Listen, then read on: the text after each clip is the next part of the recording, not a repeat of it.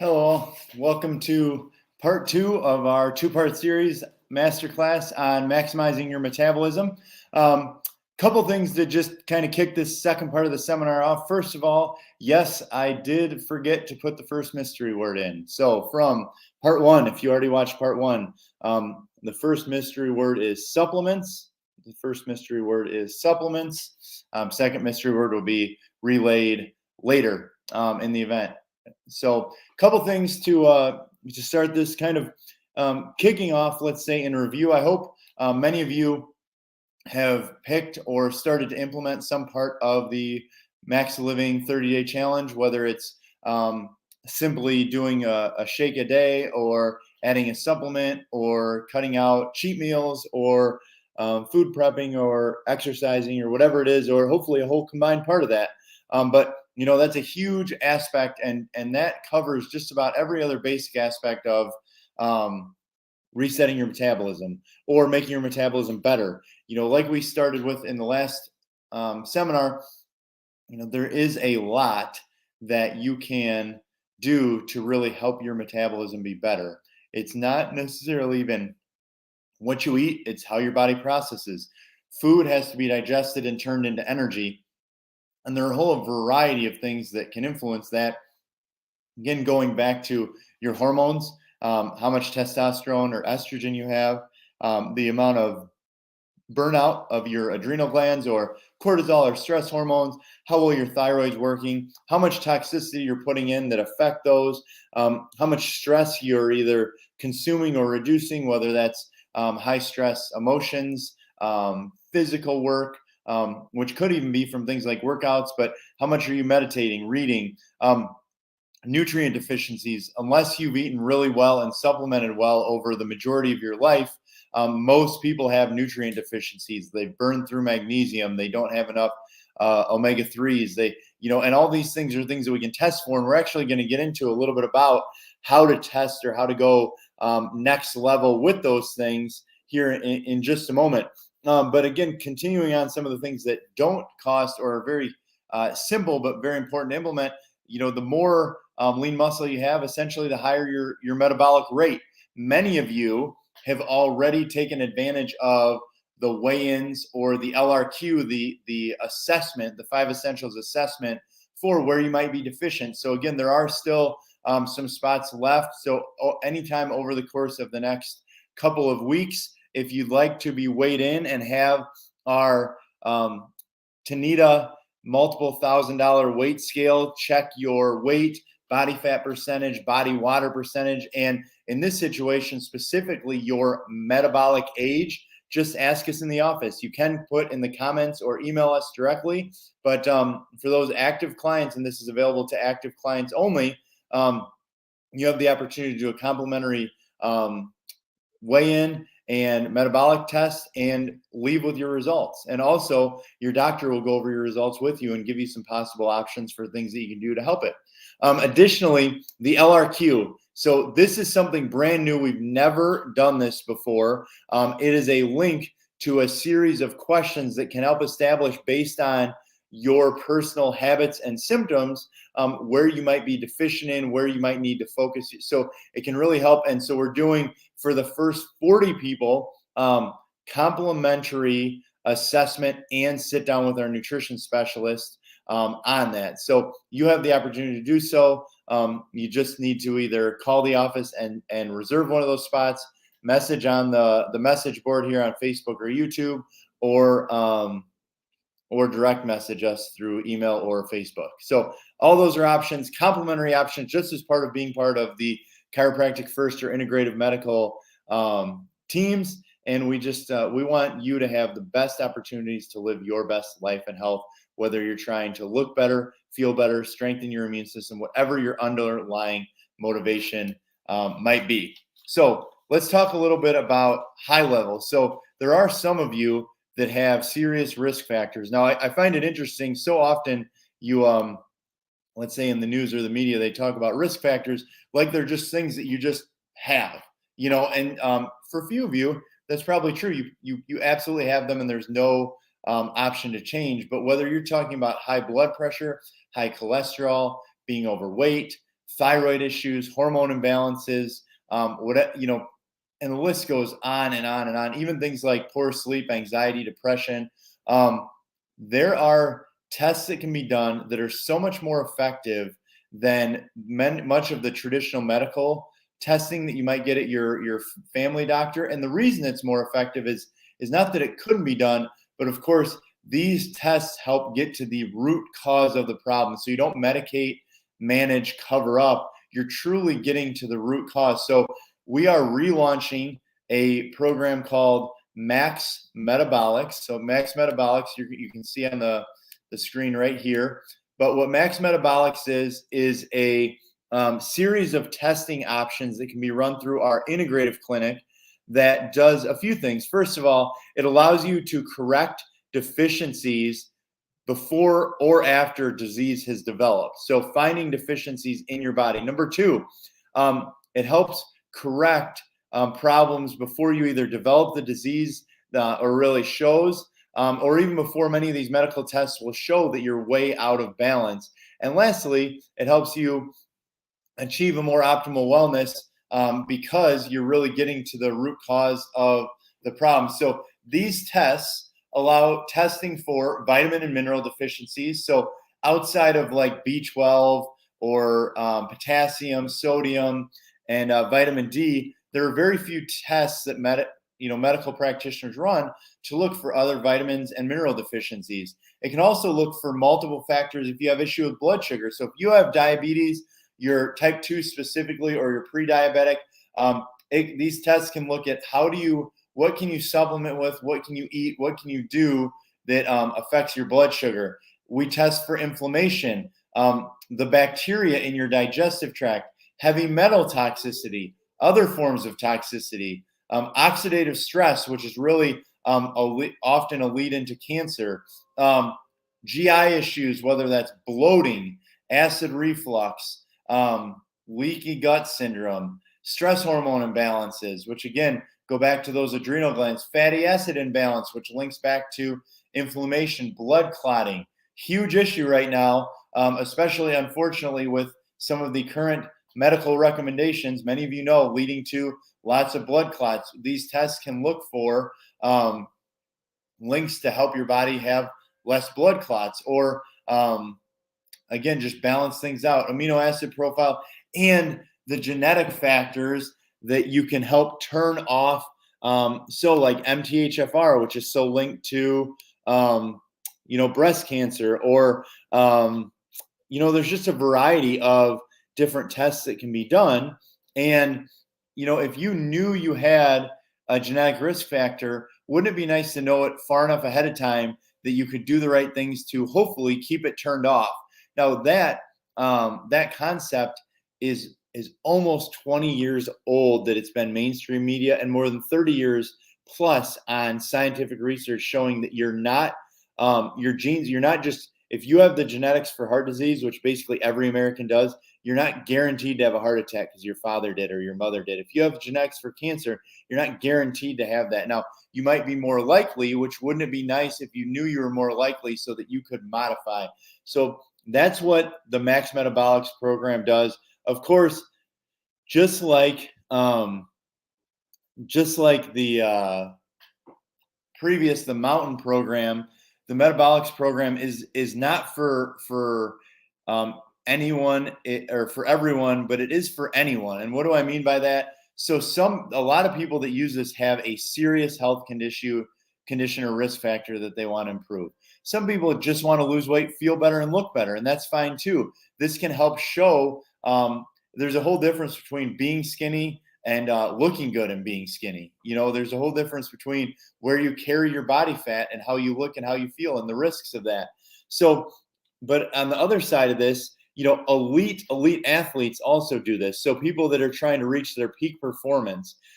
So if you're trying to be able to still guard a 22-year-old and you're in your 40s playing basketball, or you want to be flexible enough to hit a golf ball, or whatever it might be, these things can also help, along with of course, the routine chiropractic care that so many of you do. Now, getting back to some of the other parts of the seminar here, toxicity, the studies show that the average American has weight loss. 50% of Americans have weight loss resistance due to the amount of toxins that they consume in their body.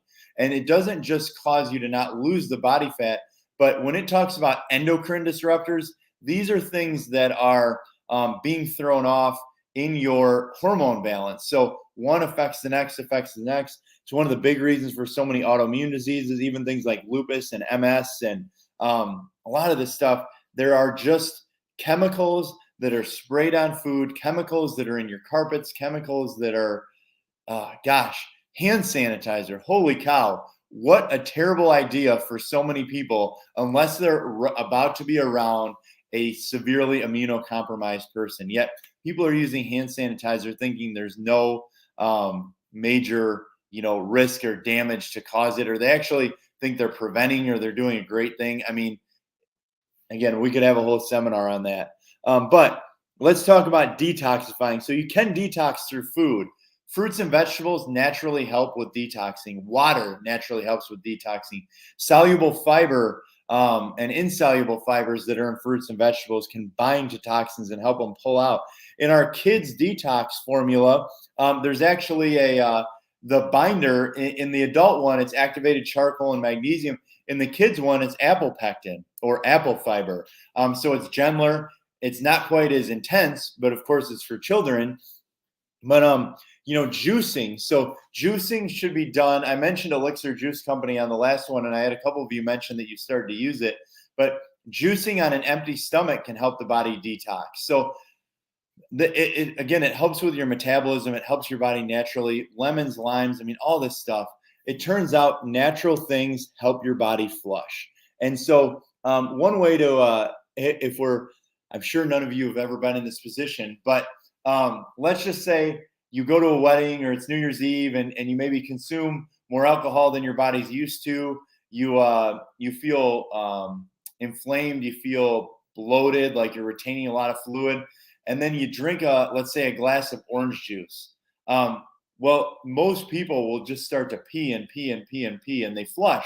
Why does that happen? Well, the combination of the toxicity, the dehydration, and likely too much salt compared to potassium causes people to retain what they call extracellular fluid, or that fluid that might sit in your ankles or your abdomen or your face or wherever. And then when you consume the orange juice, there's enough potassium in there that potassium causes you to be able to dump so much of this fluid, and dumping the fluid, gets all that out of you. So similarly, a lot of toxicity can sit in that extracellular fluid. Additionally, the reason we're talking so much about fruits and vegetables and juices and all this stuff is glutathione. So glutathione is the number one antioxidant in your body, and it is made by your liver. So kind of like you can make vitamin D, you don't have to take it in a supplement. You can make all the necessary detoxification things in your body, but most people don't consume enough, let's say, cruciferous vegetables and different things that your liver needs to make the glutathione. And because we're so toxic as a nation, most people burn out or run out of a high percentage of their glutathione, so they stop being able to detox as effectively. And this is how you're seeing, for instance, people who have fatty liver disease that never routinely drank alcohol. It's becoming more and more prevalent due to toxicity, not just the toxin alcohol. So another thing, eating good amounts of protein. So while it is important not to eat too much protein, so what is too much protein? Too much protein is more than 30 grams of protein in any 2 to 3 hour session.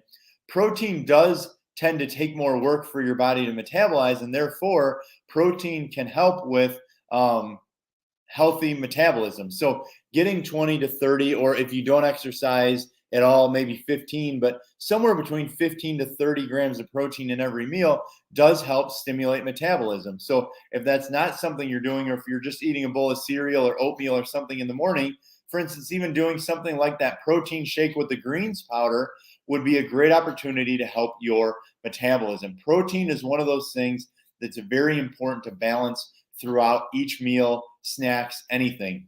Carbs should be consumed more early in the morning. Fats throughout the day, but especially you want to reduce carbs as you get later into the evening and consume good amounts of protein throughout. So there's a good, simple, healthy metabolism tip. Now, I always use the example, there's a big difference between eating a couple of apples and eating a Snickers bar and how those calories are going to absorb into your body. Of course, if for this seminar, we use something different. 200 calories of broccoli is way different than 200 calories of peanut butter. Ironically, 200 calories of broccoli probably has more protein. It doesn't have more fat, but it would take a whole lot of broccoli to get to 200 calories. And, vegetables actually do have a good percentage of protein. They just don't have a lot of protein because vegetables are so low in overall calories. So for those people who say they don't like to be restricted or they really struggle with portion control, this goes back to the advanced plan. If you cut all refined carbs and cut the high glycemic fruits and vegetables like potatoes and some of that kind of stuff, you can pretty much eat as much, and especially if you moderate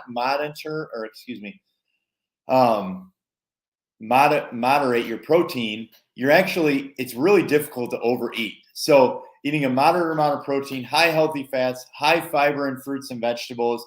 I mean, it's really tough to overeat. So you don't necessarily have to portion control. You have to be careful not to consume, like at breakfast, the hash browns, the toast, the cereals, all the stuff that's just very carb laden. So that's a big deal for people. Next thing is to talk about other plans, the advanced plan we talked about in the first one, but also keto. There are people who absolutely do amazing at keto. There are people who keto is too hard on their body too quickly. They need to work their way into keto, but keto is typically actually counting your carbs and limiting it to, 25 or 20 or something like that grams of carbs. It can be very difficult. There's a real thing called the keto flu. And that's when your body just rejects, how restricted you are in carbs. It can make you feel miserable. It is helping you detox. But, there's now this term called dirty keto. And that's when people aren't eating, vegetables in keto. They're eating these processed foods that are technically keto approved because they don't have a bunch of refined carbs, but they're really not healthy for you. It's kind of like, vegetarians who eat vegetarian bacon, and it's like soy and all these fillers and all these byproducts and chemicals. I mean, you're probably better off eating bacon, and you're, in my opinion, you're definitely better off eating, let's say, heritage bacon that's not fed antibiotics or hormones or vaccinated or just it's let free range in the pasture versus like I said, like a fake soy-based bacon. That's absolutely terrible for you. So keep in mind when you're doing this, you want to eat whole foods and you want to eat as much whole food as possible. And this is, again, for metabolism. Fat does not make you fat. Yes, if you eat crappy fats, it can cause inflammation and cause you to gain weight. But eating the right types of fats, the coconut oils, and really the different coconut byproducts, avocados and avocado oil, nuts and seeds and flax. Well, I guess that's a seed too. Just olive oils and a lot of this stuff. It's a big deal for helping you have a healthy metabolism. Also, fat stays with you longer. So when you eat a fat-laden meal, you tend to be full a lot longer. So you tend to consume a lot less calories or be a lot less hungry. You think about, let's say, one of my kids just went to a birthday party and they came home from, this candy from the piñata. And it's like, these jelly beans and different stuff, like those are called empty calorie soda. I don't remember the exact percentage, but it's something like 7% of America's calories come from soda. Zero nutrition. They're actually anti-nutrients, anti-metabolism, and diet's worse. Remember, diets, these fake sugars, and artificial sweeteners actually cause people to gain more weight. They are atrocious for your metabolism. They are atrocious for your hormones, which affect your fats. They cause insulin sensitivity issues. I mean, all sorts of things. Eat whole foods. Get rid of all the refined stuff if you're just trying to do simple. Keto in the advanced plan. Now, I think this is important to see. We're not what we eat. We're what that ate. You've heard that before, but again, why is grass-fed dairy okay or grass-fed red meat good for you and conventional red meat's not? It's all what they're eating. Cows aren't meant to consume grain. They're meant to consume grass. And so when they consume that, the bad fat ratio, which again can be tested in that MEX metabolics profile, that bad fat ratio can be 25 or even as much as 50 to 1, where that's omega-6s to omega-3s, where we're in 100% grass-fed. They literally, it averages 4 to 1. Now notice this. What does it mean to be grass-fed? When it just says from pasture-raised animals, it only has to be 30% grass-fed. If it has to say 100% grass-fed or grass-fed and finished, those must be 100%. Conventional can have 0% grass-fed soybean and grain. And why do they do that? Well, it puts weight on them faster, but it's toxic. Cows will die if they live to their full adult life if they're not fed grass, which is crazy. How can you eat something that it was on its way to die at a young age? We wouldn't look at somebody that was for sure going to die at 40 and be like, oh, that person's healthy, I want to do more of what they do, or I want to be part of that. It's like, while there's tragedy, you want to do more things that equate to people living to 80 plus in good health. And so, as we shift here from food, metabolism wise, research shows that what you consume is more important for weight loss than how much you work out. However, from a healthy hormone standpoint, workouts are essential. And here's the thing, for your spine, the best synergistic workout to chiropractic is yoga. I mean, it helps with muscle balance. It helps with less tension. It helps you hold your adjustments longer. And it's cool. Research actually shows that yoga can affect your heart rate and affect your blood pressure, similar to those studies of a brisk walk or like the moderate to low intensity exercise. So yoga is fantastic. But if you want to increase your metabolism, you have to get into that high intensity area. And you need to do it for at least 6 minutes of like really fatiguing workout where your heart rate is going really fast for at least 6 minutes, where after you need to catch your breath. Now you can do that in 30-second, 1 minute, 2 minute intervals. You can do that in, all in one short, really long interval, like the 6 minutes straight, but most people can't handle 6 minutes straight. So high intensity interval training is very, very popular.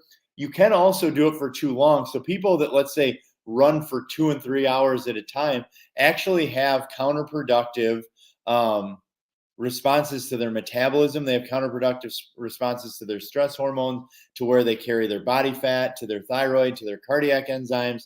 So there is, even when you do, let's say, a 45-minute workout, there should be some level of a warm up and some level of a cool down, and then some intensity in the middle. So if you really follow a lot of these exercise programs, they're doing higher intensity for 15, 20, 30 minutes most of the time, not for 60 minutes. You can actually have a counterproductive response to that. So, keep that in mind with higher intensity workouts.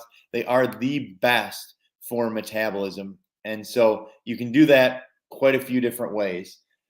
Now, we've covered a lot of content, and I really want to ask for you to take a moment and think about, what are you going to do? Usually we do this at the end, but I found so many people, they turn it off, they say, I'll figure it out later. So I'm going to ask you these questions. What motivates you, and what's your vision for 2022? Openly, I have to think about what are we looking to do? What are we looking to perform? What are we looking to change? Do you have any real things that not only should take seriously, you must take seriously? I can tell you from my last year goals, I personally, if I'm going to be transparent, typically operate between 193 and 198 pounds. I decided to try and do more weightlifting over the last, started during, COVID, when the gyms were closed. And then when, even after they opened, there wasn't basketball or some of the things that I really enjoy. And so I decided I was going to try and put on healthy weight, which I know sounds unique for many of you watching, but just being transparent. So currently weighted at 200.4 today. Goal is to get to about 203 and maintain that as just a better overall healthy, higher metabolism, more mobility. I've also dug into some different resistance training, thanks to Dr. Johnny and Dr. Adam, and doing some more at-home workouts. And one of my friends recently introduced me to a program called Knees Over Toes, which is to help with your ability for your vertical jumping to be quicker, because whether I like it or not, it's getting tougher to be as quick as I like on the basketball court. So having some fun things as well as some flexibility goals that I'm working with Dr. Jake, and for golf, and just, again, you can have selfish goals. It's okay to want to look a certain way for whatever reason. It's okay to want to have a better golf swing, or be able to, my father is 65, a little over 65 years old, and he can still play basketball and still run on the same court as me. He maybe isn't quite as fast as he was at 60 or 50, but at 65 years old, he gets adjusted. He works out routinely. He referees. I think he said he's going to referee 8 or 9 basketball games this week. And I want to be able to do that. I love that, we can still do workouts. If we're in Freeport, I usually work out with him on Sunday mornings. And I think that's cool. And so, so many of you have goals that you want to do. You want to be mobile. You want to be able to pick up your grandkids. You want to be able to look a certain way, feel a certain way. And so I would just ask you, if you would, to write out an action step or multiple action steps that you're going to do, even if that's doing the weigh-in or doing the LRQ or taking some advice and getting more motivated. But what is your vision? What's your action step? And then, again, make sure you manage your metabolism itself. So, all right.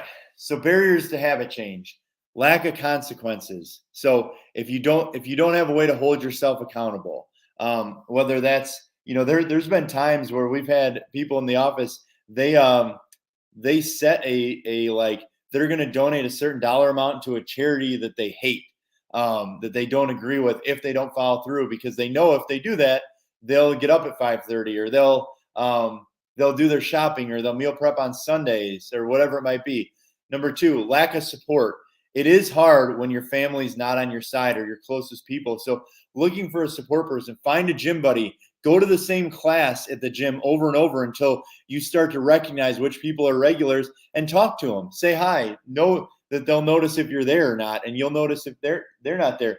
Playing basketball this morning, 2 of my favorite guys that I play with weren't there. One's on his second honeymoon, and one just had a health concern, so he's not there. One of my favorite guys just came back. He just had a baby. It's like, it's accountable. I know certain people are going to know if I get there for the first game on Tuesday and Thursday mornings. It's just cool because it makes it easier to get out of bed. So create some support for yourself.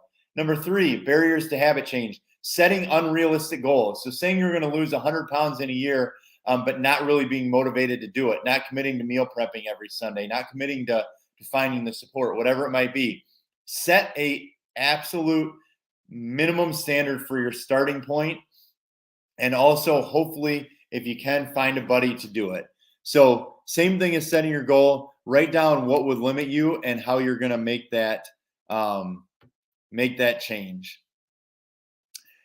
Last thing about goal setting, SMART goals: specific, measurable, attainable, relevant, and time bound. So if you're going to lose 20 pounds in 30 days, how are you going to do it? When are you going to measure? Who's going to help you? Whatever it might be.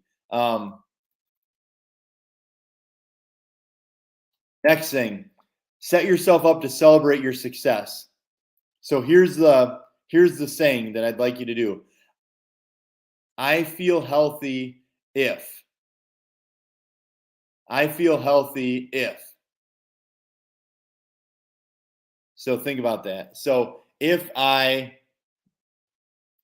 eat well 6 out of 7 days, if I am symptom-free, if I lose 10 pounds, if I can run 3 miles, if I am whatever weight, if I take no medication, if I, whatever it might be. Now, the concern with some of those is going back to the metabolics program is, what if you're developing something and you feel good? Remember, research shows that it takes about 40% loss in function before you'll actually feel a symptom. And so you can absolutely have dysfunction leading to disease and have absolutely no idea. Health is functioning at an optimal level.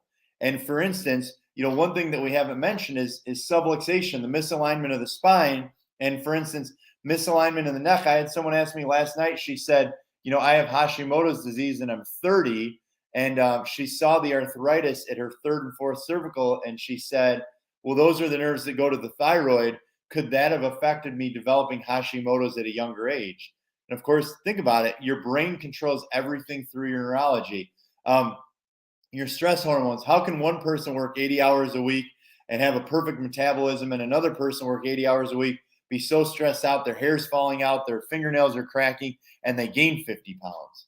I mean, part of it goes back to, how does your body heal and function? And so besides adjustments, what are some of the other things you can do, like the yoga, the home exercises, sleeping on your rolls, wobbling? I mean, these things are just absolutely crucial to getting the success that you want. So in summary here, what are your action steps? Do you want to do a weigh-in? Do you want to do the LRQ?